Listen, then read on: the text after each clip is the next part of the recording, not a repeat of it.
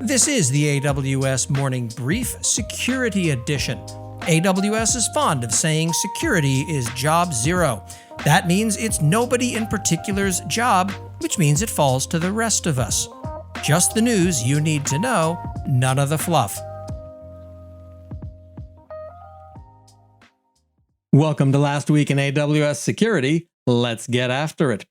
I like the write-up I found of using AWS role session tags for GitHub Actions, but I hate that I have to use Cognito to pull it off. It's not a great service. You can tell because whenever someone mentions it on Twitter, the responses are all variations on the theme, "It's a bag of hurt," and nobody argues with that judgment. On Twitter, the land of people arguing about absolutely nothing. And I found a summary of the Okta hack that's pretty damning. Okta was told weeks before by BeyondTrust that they were compromised, didn't move until Cloudflare told them the same thing, put out a painfully short acknowledgement post. They're basically following the same playbook that got them dinged by Gartner for their last breach almost 2 years ago. At this point, using Okta is not something to advise. We were eyeing using it ourselves, and now back to vendor selection we go. AWS had a couple of announcements. AWS Digital Sovereignty Pledge, announcing a new independent sovereign cloud in Europe. What's odd to me is that as per another post that they made, billing metadata will leave the EU regions.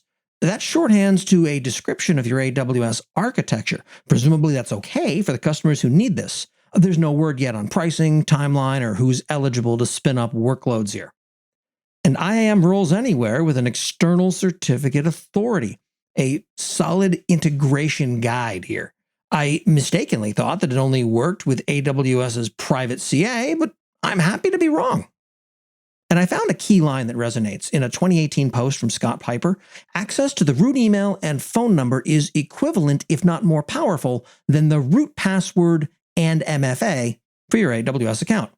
It's non-obvious that you have to secure your email at least as closely as you do your AWS accounts. This is part of the problem with all of these helpful tools that'll connect to your email inbox for you. The internet long ago decided that this was the cornerstone of your online identity. If I can get into your email, I can become you. And that's what happened last week in AWS security. On we go.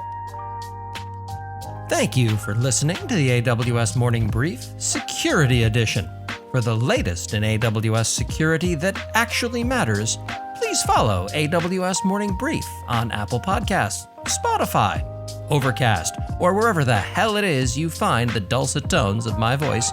And be sure to sign up for the Last Week in AWS newsletter at lastweekinaws.com.